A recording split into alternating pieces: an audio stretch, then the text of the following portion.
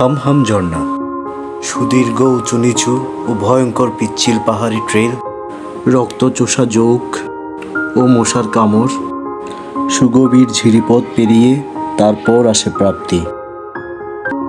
সবুজ গাছপালা আর বনলতা গুল্মে আচ্ছাদিত পাতুরে পাহাড়ের বুক ছিঁড়ে শ্বেত শুভ্র জলধারা প্রায় 135 ফিট উঁচু থেকে নিচে আছড়ে পড়ে। আমাদের শ্রীমঙ্গল ট্রিপের দ্বিতীয় দিনের পুরোটাই বরাদ্দ রেখেছিলাম এই দুর্জেয় হাম হাম ঝর্ণার উদ্দেশ্যে। দিনের শুরুতেই বৃষ্টি ভেজা প্রকৃতি আর মেঘলা থমথমে আকাশ দেখে মনে যথেষ্ট ভয়ের সঞ্চার হয়। অনেক প্ল্যান করার পরেও 10:30টার আগে কটেজ থেকে বের হতে পারলাম না। এটি ছিল আমাদের চরম ভুল। গাড়ি ছুটে চলল নূরজাহান টি এস্টেটের ভেতর দিয়ে। গাড়ি থেকে নেমেই দুপুরের খাবারের অর্ডার দিয়েছিলাম স্থানীয় একজনকে। হাঁসের মাংস, ডাল, ভাত আর চা পাতা ভর্তা। যদিও তা শেষমেশ খাওয়া হয়েছিল সন্ধ্যা 7টায়। চলে এসেছি হাম হাম ঝর্ণার উদ্দেশ্যে রওনা দেওয়ার জন্য কলাবন পাড়ায়। এখান থেকে হাম হাম ঝর্ণা 4 কিলোমিটার। পুরোটা রাস্তা পায়ে হেঁটেই ট্রেকিং করতে হবে। তো এখান থেকে আমাদের ট্রেকিং শুরু হবে। এখন আছি কলাবন পাড়ায়, রওনা দিচ্ছি হাম হামের উদ্দেশ্যে। ওখানে একটি মজার ব্যাপার খেয়াল করলাম, সীমান্তবর্তী এলাকা হওয়ায় মোবাইল স্ক্রিনে একই সাথে 2টি দেশের সময় দেখাচ্ছে। বেলা বাজে 12টা, ট্রেকিং শুরু। দেখা যাক কতক্ষণে যাই পৌঁছাইতে পারি। পাহাড়ি পিচ্ছিল পথ ধরে ট্রেকিং চলছে।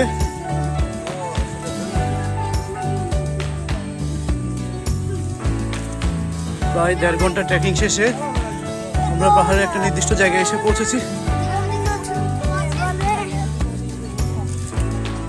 সাথে গাইড হিসেবে আছে এই কুকুরটি। ট্রেকিং এর শুরু থেকে শেষ পর্যন্ত এই কুকুরটি আমাদের সাথে গাইড করে যাচ্ছে। পাহাড় ট্রেকিং এর পূর্বের অভিজ্ঞতা থেকে বলছি, হাম হাম ঝর্ণার পাহাড়ি ট্রেলটি অতটা রাফ নয়, কিন্তু একবার বৃষ্টি হলেই এই সাধারণ ট্রেলটিও ভয়ঙ্কর, দুঃসহ যন্ত্রণাময় হয়ে ওঠে। অতিরিক্ত স্ট্যামিনা না থাকলে ছোট বাচ্চা বা বয়স্ক কাউকে নিয়ে এই ট্রেলে না আসাই ভালো।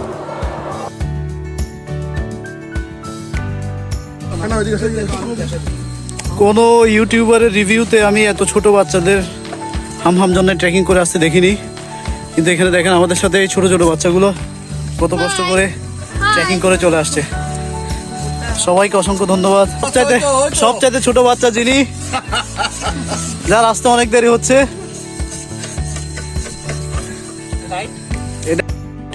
বাচ্চাগুলো বেশ কয়েকবার আছাড় খেয়ে পড়েছিল, কয়েক জায়গায় কেটে রক্তারক্তি অবস্থা, তবুও তারা হাল ছাড়বে না। এদের এই অদম্য প্রাণশক্তিকে সত্যিই স্যালুট জানাতে হয়। কারো হাতে কারো পায়ে রক্তচোষা জোকের আক্রমণ তো আছেই, এদিকে বিশেষ নজর দিতে হচ্ছে সবাইকে।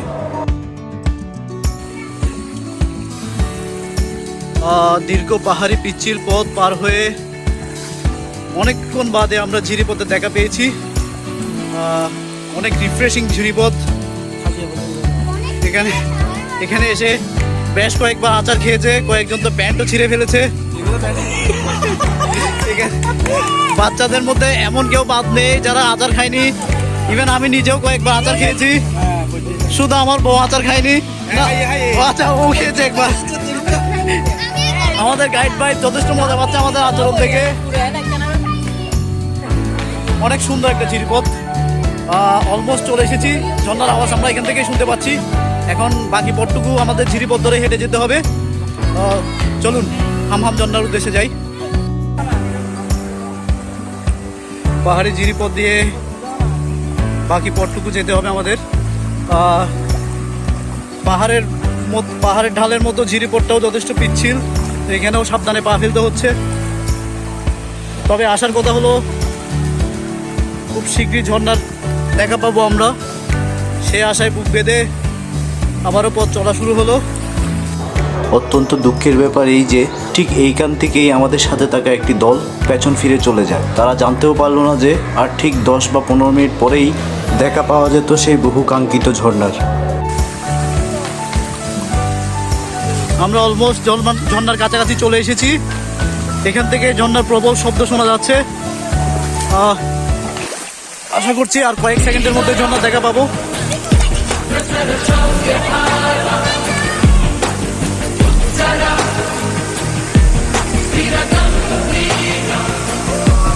এসে গেছি সেই মহামায়াময় ঝর্ণা, হামহাম ঝর্ণা, সুবিশাল ঝর্ণা। এত কষ্ট, এত ত্যাগের পর এই ঝর্ণা দেখা পেয়ে মন অশেষ আনন্দে উদ্বেলিত হয়ে উঠল। আমাদের বাকি সদস্যরাও আসছে। এর মধ্যে ঝর্ণা দেখা পেয়ে গেছি। কিছুক্ষণের মধ্যে ঝর্ণায় সবাই ঝাঁপিয়ে পড়বো।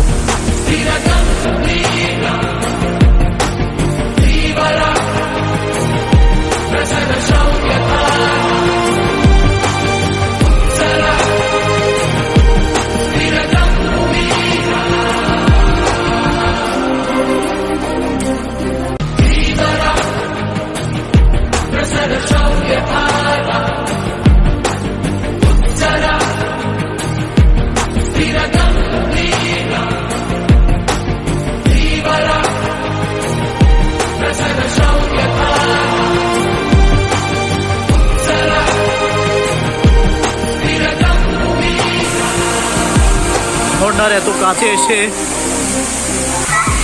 মন সত্যি পুলকিত হয়ে ওঠে। ঝর্ণার শীতল বাতাস যখন ঝর্ণার জল ছুঁয়ে গায়ে যাচ্ছে, তখন সমস্ত ক্লান্তি যেন মুছে যাচ্ছে ঝর্ণার জলের ঝাপটায়। বাচ্চা কাচ্চাদের আনন্দ তো বাথারা।